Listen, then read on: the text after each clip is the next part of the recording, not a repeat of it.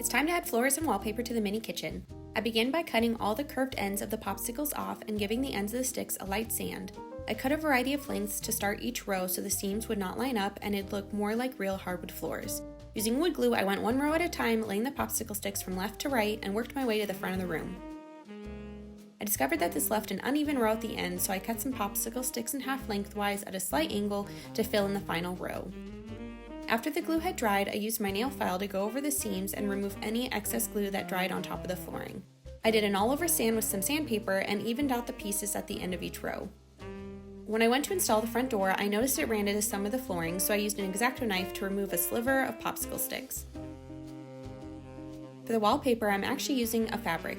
I measured how wide the fabric needs to be since I'm also installing beadboard to the walls. I then measured the length of both walls and added those measurements together to get one long piece of fabric. I used a long quilting ruler and rotary cutter to get straight cuts along the gingham pattern.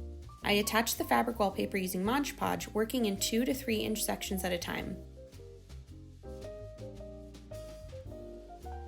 I got a little too much glue on the fabric in some areas which showed through, but those spots will be covered with decorations, so no worries.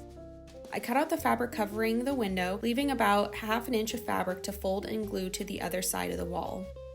I made little snips in the fabric in the corners of the window and along the curve to allow the fabric to fold back easily.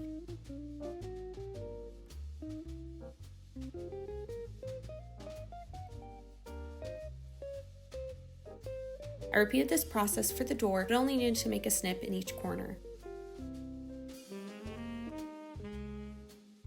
This excess fabric will be covered with the material that will create the exterior of the house.